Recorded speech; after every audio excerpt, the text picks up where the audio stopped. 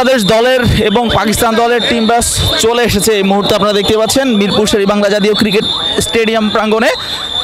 এবং সেই মহেন্দ্রক্ষণ বাংলাদেশে 14 মাস পর টি-20 ক্রিকেট ফিরেছে এবং 9 মাস পর ইন্টারন্যাশনাল ক্রিকেট ফিরেছে। এবং স্টেডিয়াম প্রাঙ্গণে প্রচুর নিরাপত্তা জোরদার করা হয়েছে। আপনারা দেখতে পাচ্ছেন একটা টিম বাস প্রবেশ করেছে এবং সেটা বাংলাদেশ দলের টিম বাস।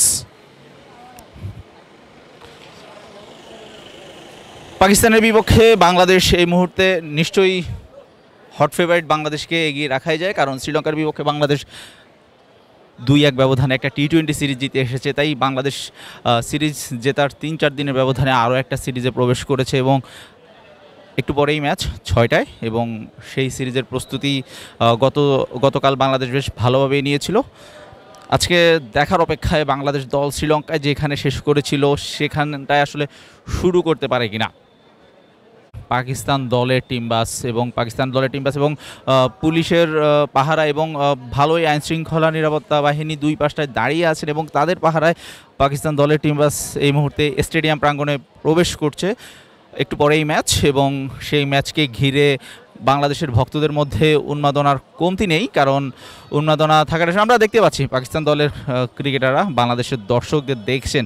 এর আগেও বাংলাদেশের যতবারই দলগুলো এসেছিল দর্শকদের এরকম ভালোবাসা পেয়েছিল। দর্শকরা সবসময় তাদেরকে নিয়ে রেসপেক্ট যেমন করেছে, বাংলাদেশ দলকে যেমন নিয়ে চিয়ার করেছে, তেমনি বিপক্ষ দলকেও সেভাবেই আসলে মোটিভেট করেছে কিংবা তাদেরকে নিয়ে চিয়ার করেছে।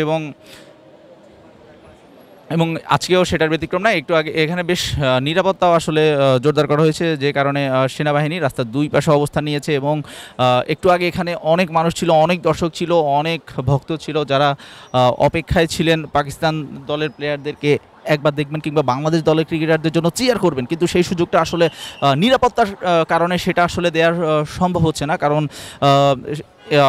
এই সিরিজকে ঘিরে আসলে প্রচুর নিরাপত্তার ব্যবস্থা রাখা হয়েছে এবং সেটাই আপনারা দেখতে পাচ্ছেন।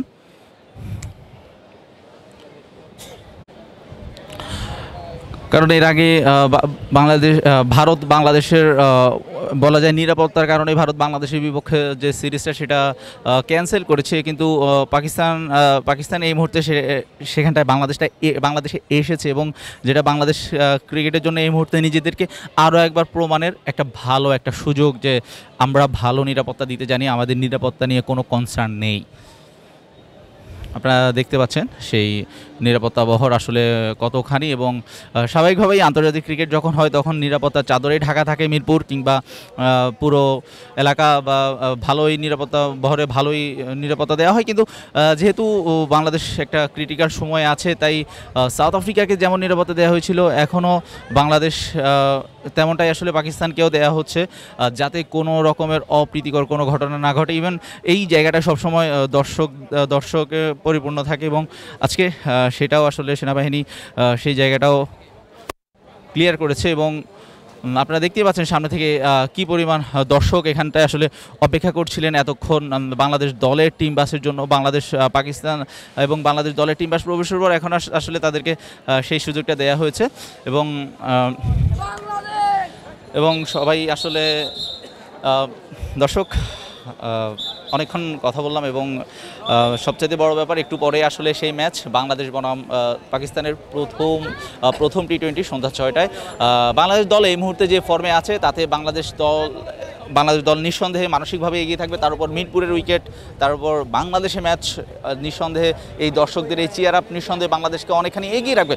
সেই সাথে পাকিস্তানের জন্য একটা মোটিভেশনাল ফ্যাক্টর হতে পারে। তারা বাংলাদেশকে কিছুদিন আগেই 3-0 হারিয়েছে, সেটা তাদেরকে হয়তো বা মানুষতান্ত্রিকভাবে এগিয়ে রাখবে। তবে বাংলাদেশকে এগিয়ে রাখার জন্য দর্শক আছে, বাংলাদেশের নিজের উইকেট, নিজের মাঠ, নিজের কন্ডিশন, সম্প্রতি শ্রীলঙ্কাকে 2-1 ব্যবধানে টি-20 সিরিজে হারিয়ে আসা, সব কিছুই বাংলাদেশের জন্য একটা দারুণ একটা এক্স ফ্যাক্টর হিসেবে কাজ করবে।